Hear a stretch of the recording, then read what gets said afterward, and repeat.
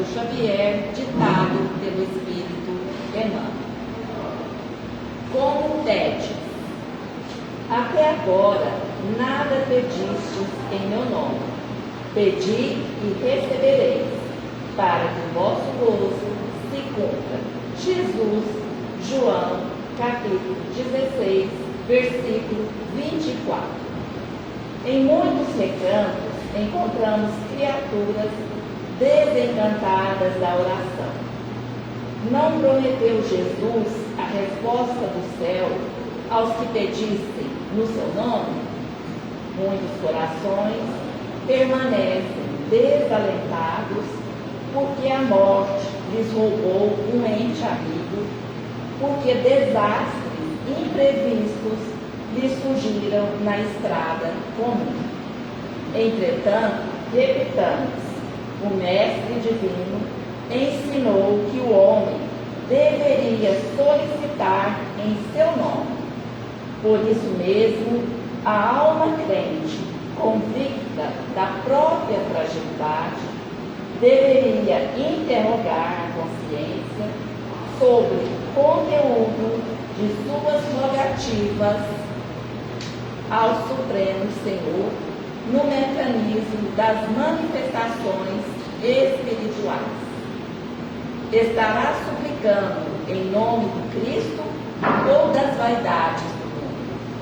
Reclamar em virtude dos caprichos que obscurecem os caminhos do coração é atirar ao divino sol a poeira das inquietações terrenas. Mas pedir em nome de Jesus é aceitar-lhe a vontade sábia e amorosa, é entregar-se de coração para que nos seja concedido o necessário. Somente nesse ato de compreensão perfeita do seu amor sublime encontraremos o gozo completo, a infinita alegria. Observa a substância de tuas preces. Como pedes? Em nome do mundo ou em nome do Cristo? Os que se revelam desanimados com a oração confessam a infantilidade de suas rogativas.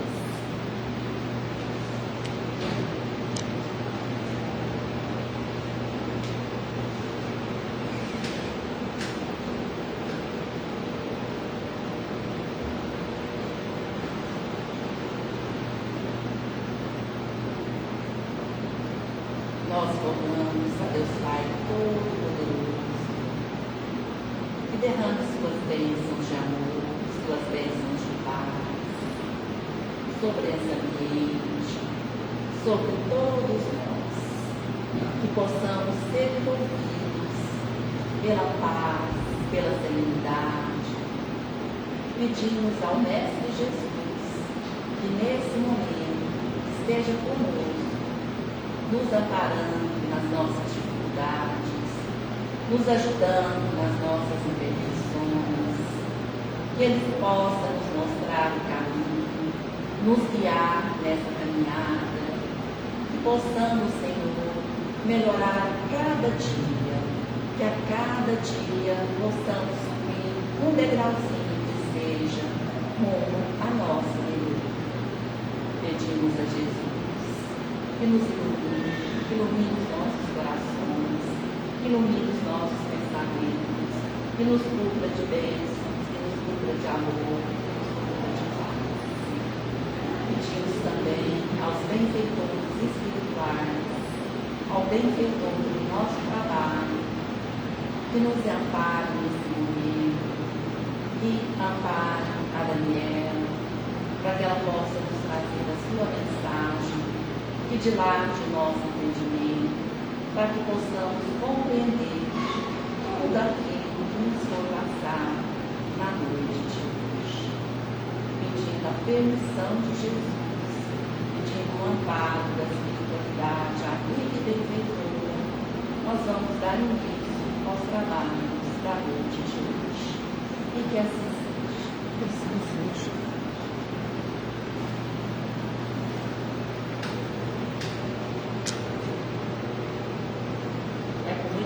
prazer que a gente recebe a Daniela. Seja bem-vinda, Daniela.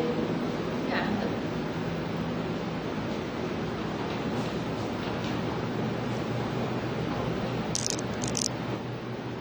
Boa noite.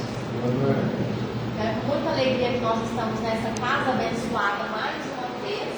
Que o nosso divino amigo Mestre Jesus possa continuar nos amparando hoje e sempre. Nessa noite nós vamos falar sobre o trabalhador espírita. É uma lição da Joana de Ângeles que está lá no livro Vitória sobre a Depressão.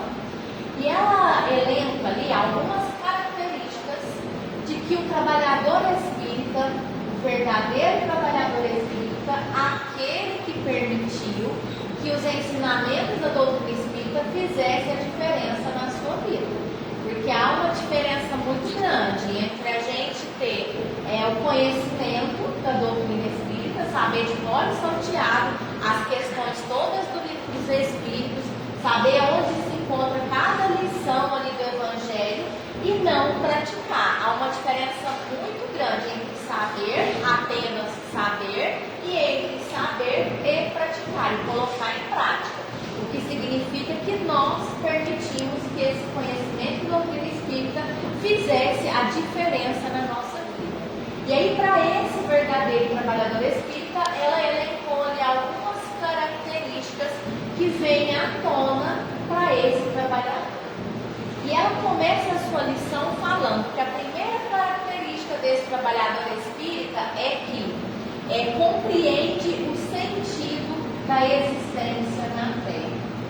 A partir do momento que nós tomamos conhecimento sobre os ensinamentos da doutrina espírita, nós passamos a saber, sem sombras de dúvidas, o que é que nós estamos fazendo aqui nesse planeta Terra. A gente passa a tomar ciência de que nós não estamos aqui de férias. Nós não estamos aqui num spa de férias fazendo massagem ali nos nossos pés, tomando banho com sais relaxantes. Não. Nós estamos aqui, nós tomamos consciência de que nós estamos aqui nesse planeta Terra trabalhando pela nossa evolução, corrigindo coisas que nós estamos a reencarnar várias, a diversas reencarnações, empurrando com a barriga. Então nós tomamos essa consciência, logo todas as nossas energias, os nossos esforços passam a ser utilizados no trabalho da nossa evolução, que nada mais é do que transformando o que é uma oportunidade de melhoria numa virtude. E nós passamos a identificar isso. E chegamos à conclusão também de que para que nós possamos trabalhar em prol da nossa evolução, nós precisamos do outro. Nós não conseguimos trabalhar em prol da nossa evolução sozinhos, tendo a escolha de viver afastado da sociedade. Não. Posso até evoluir, mas vai ser muito mais devagar do que a evolução que a evolução que nós nos permitimos enquanto nós estamos aqui nessa vida em sociedade. Então essa é a primeira característica e é a característica principal, porque faz com que nós saiamos do piloto automático, nós encontramos um sentido para a nossa existência. Logo as nossas decisões passam a ser pautadas não só na vida imediatista aqui no mundo físico, mas passam a ser pautadas as nossas escolhas, as nossas tomadas de decisão, considerando nós espíritos eternos, a nossa vida aí perene, não mais o que acontece nos 80, nos 70, nos 90, nos 100 anos que nós estamos reencarnados aqui no planeta Terra. E quando a gente passa a tomar as nossas decisões pautadas para a eternidade e não apenas para esse mundo de causa aqui, as chances de a gente vir a cometer equívocos, elas se tornam cada vez menores, porque nós vamos ter um cuidado maior ao tomar as nossas decisões. A gente passa a analisar, ok, que consequência isso aqui vai acarretar para mim a nível de evolução e não mais a nível de a curto, médio e longo prazo, como nós estamos a decisões pautadas apenas pelos resultados, pelas consequências que o aqui e agora pode nos proporcionar. A outra característica que a Juba de Anjos vem falar para nós é que nós passamos a romper a carapaça do ego. Nós passamos a cada dia mais nos tornarmos menos egoístas. Amanhã eu vou conseguir ser menos egoísta do que eu fui no dia de hoje. Porque nós sabemos, nós tomamos consciência de que o que entrava, de que o que está impedindo a evolução do nosso planeta Terra é justamente o orgulho e o egoísmo, igual tem lá numa questão do livro dos Espíritos que Allan Kardec perguntou. O que é que impede a evolução do nosso planeta Terra? Justamente o orgulho e o egoísmo. E sabendo disso, nós passamos a trabalhar para dominar cada vez mais, para diminuir cada vez mais esse comportamento egoísta que nós temos no nosso dia a dia. E começa com atitude simples, com atitude pequena. Ah, eu levei um lanche lá no meu trabalho. E aí a gente passa a ficar com vergonha de comer o lanche ali, só a gente. E aí passa a oferecer para aqueles que estão ali ao nosso entorno. Coisa simples. Depois, quando vê, nós estamos dividindo até o básico, sem sentir aquele peso de ter dividido. Exemplo, quem mora em comunidade, vez ou outra, vira e mexe, sempre passa em reportagens que aquele que menos tem é o que tem mais facilidade em dividir com o outro. Aquele que tem apenas ali 2 xícaras de arroz para fazer o seu almoço e a sua janta, se um vizinho pedir, se um vizinho ir lá bater na porta, falar que está precisando porque ele não tem nenhuma, ele dá a xícara, ele vai dar esse dia, ele dá 1 xícara de arroz para o vizinho ali fazer a sua janta, garantir o seu almoço, garantir o seu jantar. E isso é romper essa carapaça do egoísmo. Porque, de novo, nós passamos a ter consciência de que para eu evoluir, eu preciso do outro. E se eu tenho, logo eu tenho condição de auxiliar aquele outro ali também. E, principalmente, começar a romper essa carapaça do egoísmo lá dentro dos nossos lares, lá dentro das nossas casas. Dividir aquilo que a gente conquistou com muito esforço, como o irmão que pede, por exemplo. Dividir o nosso conhecimento com aquele que está lá dentro da nossa casa. Só que esse dividir o nosso conhecimento com aquele que está lá dentro da nossa casa não é dividir só com palavras, não. Não é só querer mostrar o conhecimento a nível de palavra. É muito mais importante, vai ser muito mais marcante dividir esse conhecimento com exemplo, através da nossa exemplificação. Se antes nós éramos uma pessoa, qualquer coisa a gente perdia a paciência. Agora, nós queremos dividir aquilo que fez uma mudança em nós, que é esse conhecimento do que explica, nós passamos a ser mais tolerantes, a exercer mais a paciência dentro de casa. Se qualquer coisinha era motivo para a gente explodir, dizer, ela era pavio curto demais da conta, que nós passamos a esticar um pouquinho mais esse pavio. E aí as pessoas que a gente quer trazer para dentro do outro espírito, elas vão passar a perceber uma mudança na nossa conduta, uma mudança no nosso comportamento positivo. E essa mudança perceptível no nosso comportamento é que vai ser o convite para que aquelas pessoas possam vir conhecer a doutrina espírita junto conosco. Não é por discurso que a gente consegue convidar as pessoas, é através da nossa mudança, da mudança dos nossos pensamentos, da mudança das nossas atitudes, é que a gente torna esse convite muito mais atrativo para as pessoas quererem ter, no mínimo, a curiosidade para conhecer ali a doutrina espírita.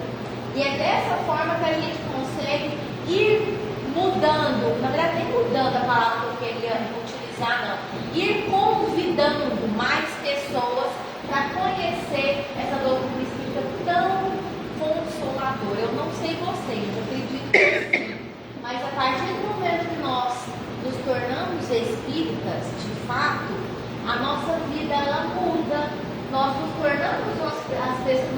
tornamos pessoas diferentes positivamente. A nossa paciência aumenta, a nossa confiança aumenta, a nossa certeza nos desígnios das leis de Deus aumenta. Nós nos tornamos pessoas, que a próxima característica que a Joana de Anjos descreve, nós nos tornamos pessoas que carrega uma alegria natural.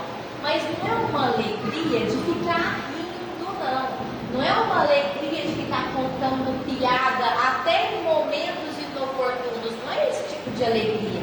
É uma alegria que vem como consequência da certeza e da confiança das leis de Deus. Ora, se nós sabemos, uma das primeiras questões do livro dos Espíritos, que fala das características de Deus, que fala que Deus ele é bom e Deus ele é justo, logo, ele criou as suas leis pautado justamente nessa bondade e pautado nessa justiça.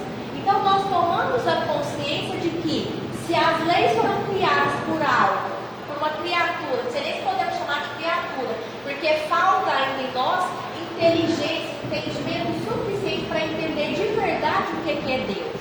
Se as leis foram criadas por alguém que é bom, alguém que é justo, logo as suas leis elas carregam essa bondade, essa justiça. E o que vier a acontecer comigo está pautado nesse viés dessa bondade e no viés dessa justiça. Logo, se eu estou sofrendo alguma dor, alguma decepção, alguma coisa que quer que seja, está pautada nessa bondade, nessa justiça. E nós sabemos que é para o nosso aprendizado, que é para o nosso benefício. E que também nada mais é do que consequência do uso do livre-arbítrio que a gente utilizou. Nós somos mestres em querer ostentar que nós estamos utilizando o nosso livre-arbítrio. Só que a gente esquece de que com o uso do nosso livre-arbítrio vai vir uma consequência. Se eu fiz o bom uso do livre-arbítrio, logo a consequência vai ser boa. Se eu fiz um uso meio equivocado do livre-arbítrio, logo o resultado, a consequência, não vai lá me trazer sorrisos, alegrias. Provavelmente vai me trazer ali um certo dissabor. Saber disso faz com que nós aumentemos a confiança nessas leis que Deus criou para manter a ordem no universo, e isso tem como consequência essa alegria natural. Cada um de nós, eu imagino aqui, que a gente conheça alguém portador dessa alegria natural, onde a gente sabe que a vida da pessoa está um verdadeiro perrengue, está passando ali por altos barrancos ali. Mas a pessoa ela não tem uma confiança. Quando você está bem, sim, eu estou bem, com fé em Deus que vai melhorar. E a gente observa que não é uma palavra jogada ao vento. Ela de fato carrega essa fé que algo de que vai melhorar. E dali a um tempo melhora mesmo a situação. Porque são pessoas detetoras dessa alegria natural, dessa confiança nas leis de Deus. E nem sempre, ouso dizer que na maioria das vezes, se a gente perguntar qual é a sua religião, nós não vamos ouvir como resposta, eu sou espírita. Na maioria das vezes, não. Porque essa questão, essa alegria natural, essa confiança nas leis de Deus, ela é independente de religião. Tanto é que na questão, se não me engano, 621, quando Allan Kardec perguntou onde é que está escrita as leis de Deus, acho que 921, ele responde que está escrito na nossa consciência. Não está lá no livro do Evangelho segundo o Espiritismo, não está na Gênesis, não está no Evangelho, não está lá no livro dos Médiuns, está na nossa consciência. O católico, o protestante, o evangélico, o espírita, o candomblé, o umbanda, todos carregam essa lei de Deus escrita na sua consciência. Tanto é verdade, quando a gente faz alguma coisa errada, imediatamente a gente escuta aquela vozinha. Poxa, Daniela, mas você precisava ter feito isso mesmo? Imediatamente. Por quê? Nós ferimos, nós fomos contra algum item, algum parágrafo, alguma coisa das leis de Deus que está gravada aqui na nossa consciência e que nós fomos permitindo que essas gravações foram feitas ao longo das nossas diversas encarnações, ao longo dos vários estágios que nós estamos fazendo aqui no nosso planeta Terra. E aí ela continua com as demais características de que o trabalhador espírita verdadeiro, ele dedica uma energia a mais na superação dos vícios e das más inclinações. Vícios aqui vamos entender não apenas os vícios do corpo, mas muito mais importante, os nossos vícios da alma, que a gente carrega há muito tempo.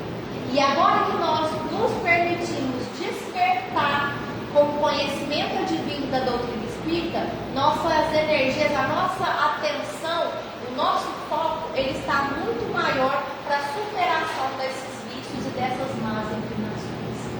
Todos nós sabemos o que a gente precisa superar. Todos nós. Por mais que a gente queira fingir que não sabe, nós sabemos qual que é a questão principal que nós viemos para superar nessa atual reencarnação em que nós nos encontramos. E o trabalhador espírita de verdade, ele sabe, ele tem consciência de qual que é essa sua questão principal para ser resolvida e as suas energias passam a ser direcionadas para a superação desses vícios, para a superação dessa má inclinação. Nós achamos que é gravíssimo demais da conta, como de fato é grave, os vícios do corpo.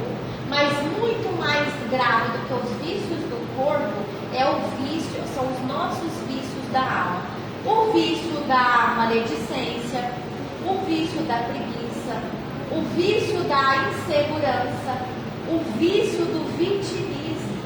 O tanto que é ruim, que é triste a gente conversar com alguém que carrega o vício do vitimismo. Ah, mas eu sou vítima da sociedade. Ah, não, mas as coisas não dão certo. Nada dá certo. Parece que o universo conspira a meu favor. Gente, tem tanta coisa acontecendo, tantos eventos acontecendo no universo, seria dar uma importância muito grande para nós achar que o universo está conspirando contra nós.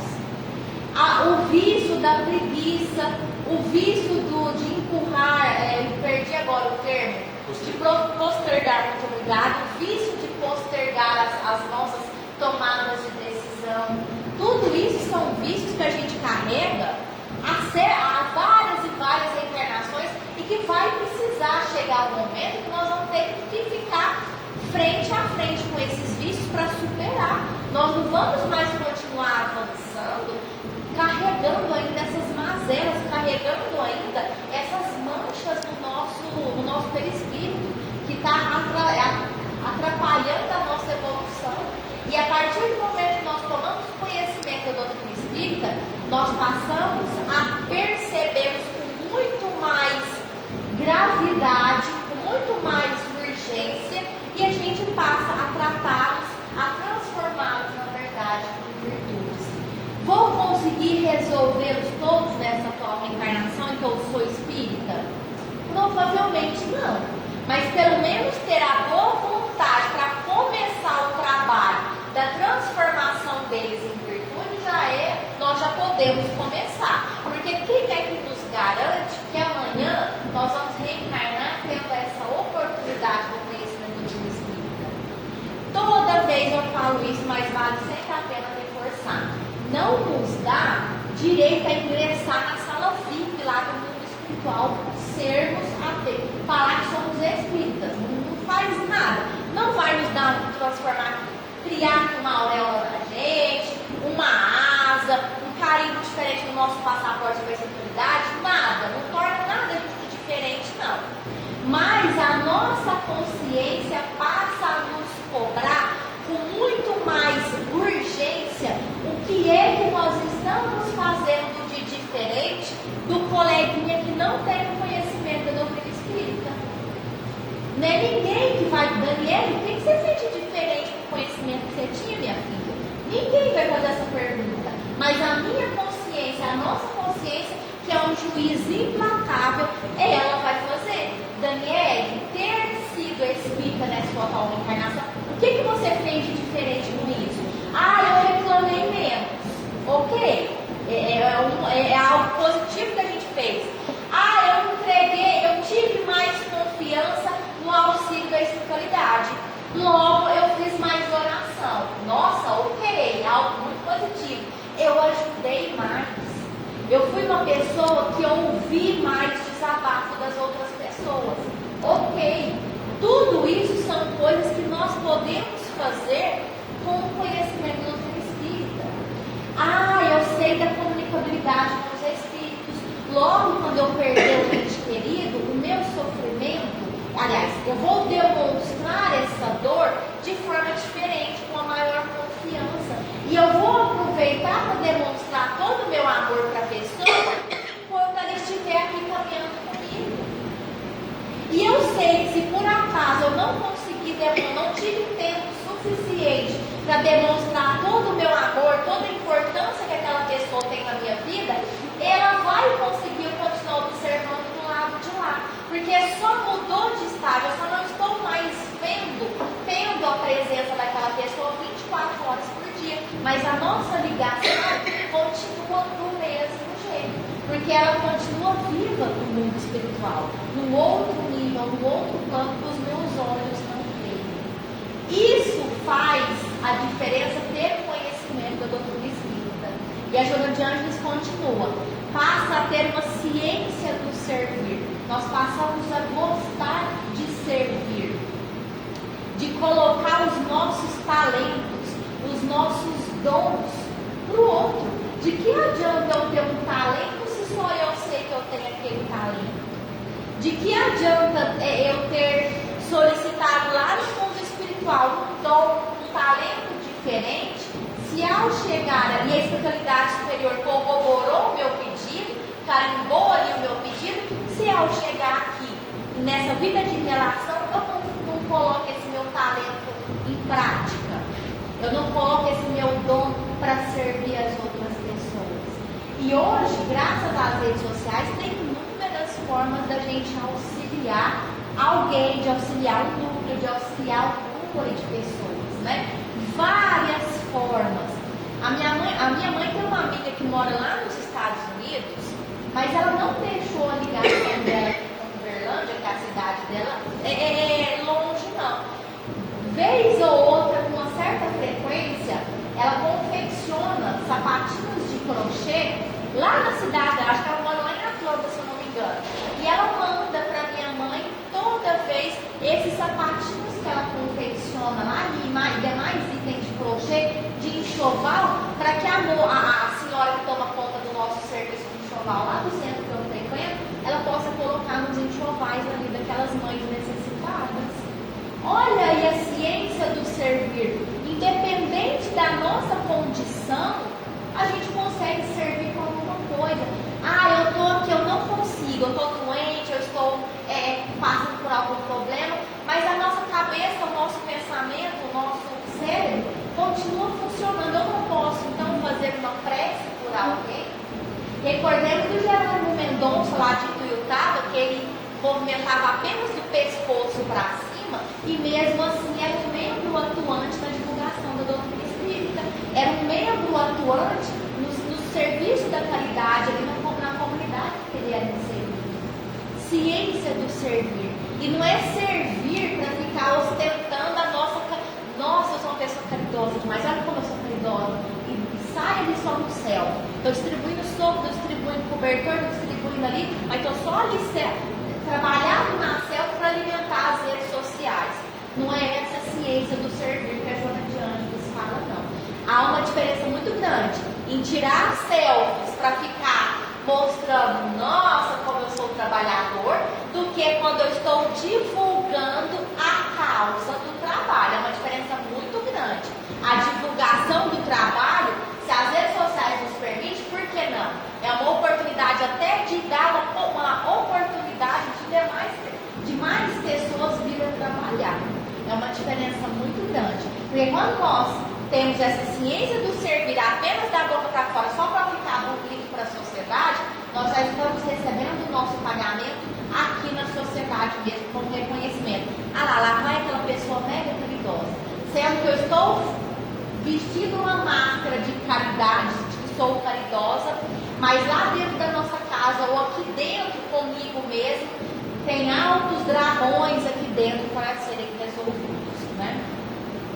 E aí ela continua falando que quanto mais inseridos no ramo da doutrina espírita, mais acentuados se tornam os sentimentos de amor e de solidariedade.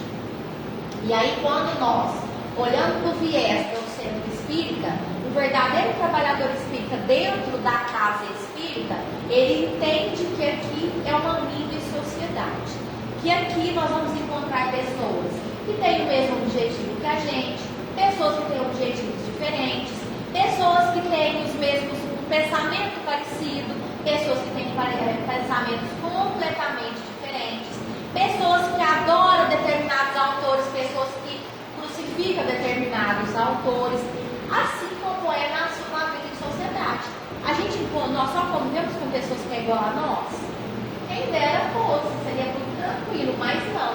Nós convivemos com pessoas de experiências, de educação, de níveis completamente diferentes do nosso, e é justamente aí que está o desafio e as oportunidades para a gente trabalhar a nossa evolução.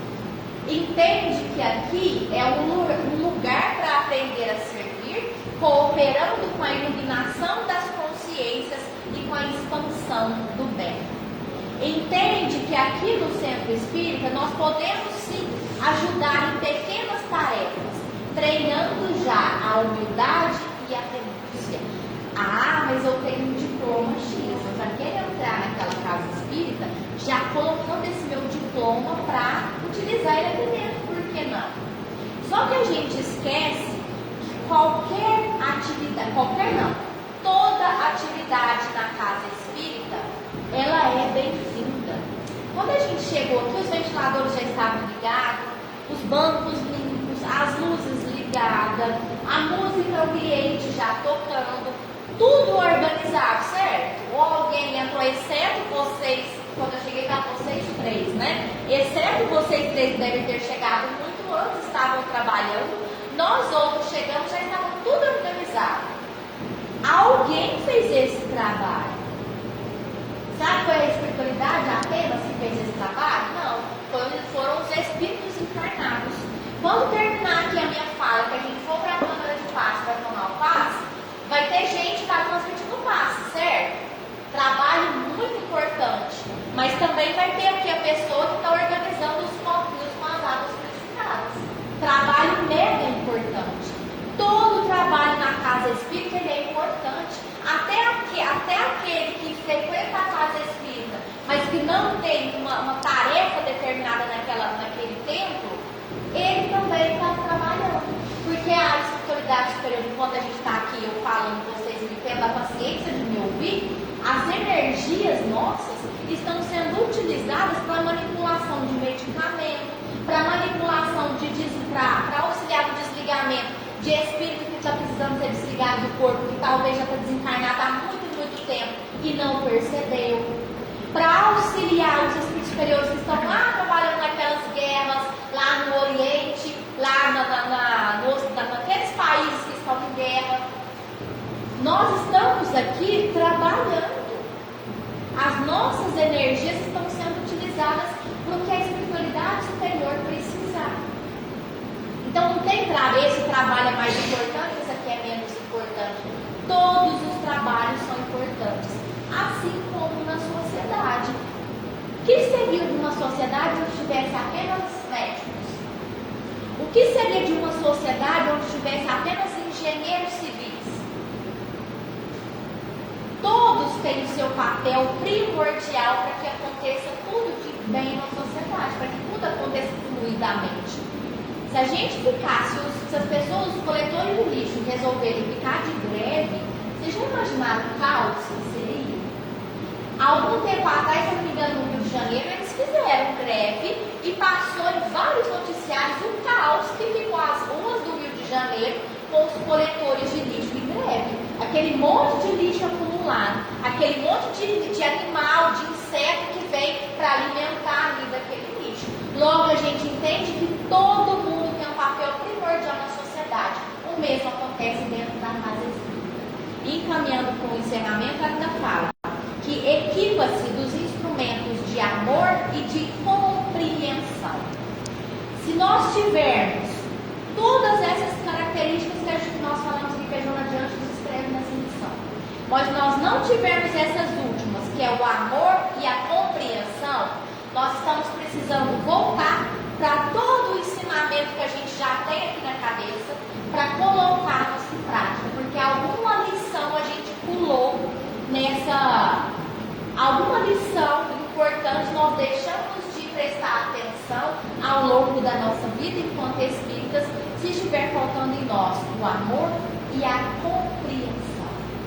Compreender que cada um tem o seu momento, compreender que cada um está transitando num nível de evolução diferente.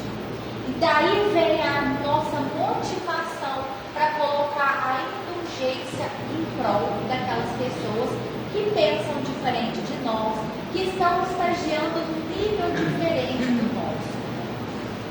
Amor e compreensão com os espíritas em geral, com aquele que está lá de fora, com aquele que está lá dentro da nossa casa. Amor e compreensão. Compreender que cada pessoa carrega uma verdade dentro dela. E não vai ser eu, não vai ser nós que vamos mudar essa verdade que aquela pessoa carrega. Sabe-se lá há quanto tempo aquela pessoa está acreditando que aquilo ali é a verdade dela. Isso só vai acontecer quando a pessoa sentir a necessidade de confrontar aquilo ali que ela enxerga como verdade. E até chegar esse momento derradeiro, assim como chegou o nosso, nós precisamos de acolher e de colocar em prática esse amor e essa compreensão. E aí, para encerrar de fato, a Joana de Anjos, ela encerra essa lição dela com uma seguinte frase: servir, portanto, é a grande meta da existência de todo aquele que aude o calor e a luminosidade do Espiritismo.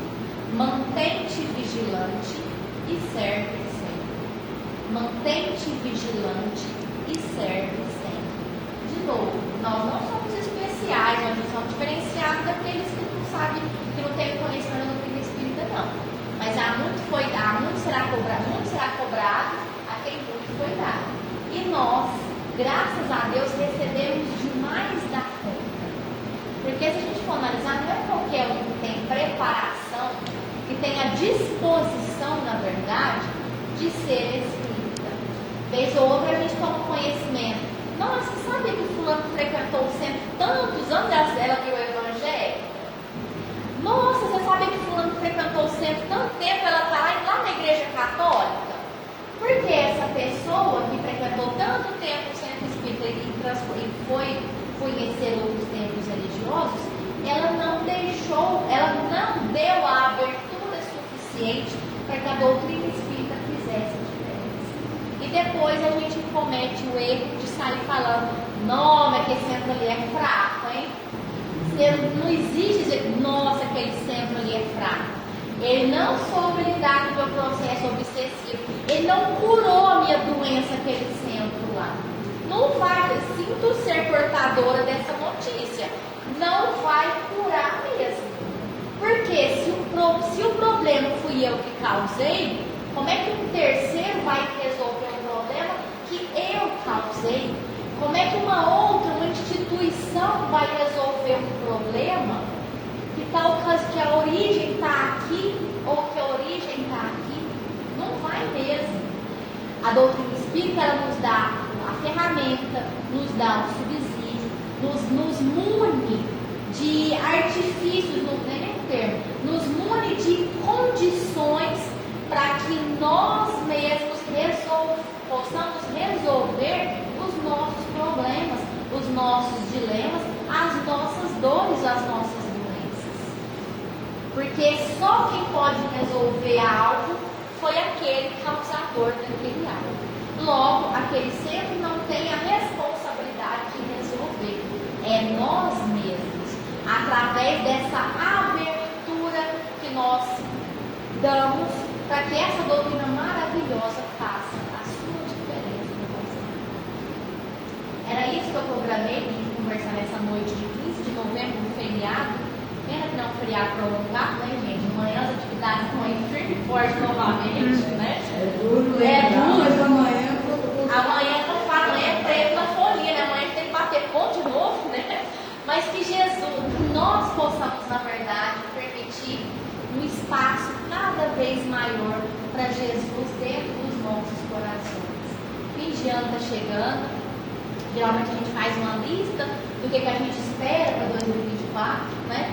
Que nós possamos encabeçar a nossa lista de objetivos para 2024, dando essa abertura para que o Espiritismo continue fazendo a diferença positiva nos nossos comportamentos, na nossa vida, para que quando a gente chegar lá no plano espiritual, a gente chegue pelo menos com a consciência tranquila de que o que estava ao nosso alcance, nós fizemos graças a ter a oportunidade que nós tivemos de termos sido espíritas. Muito obrigada pela oportunidade, obrigada pela paciência de me ouvir, e fiquemos todos na paz do nosso divino amigo, né, Jesus. nós te agradecemos. E é isso aí, né, Daniela? Vamos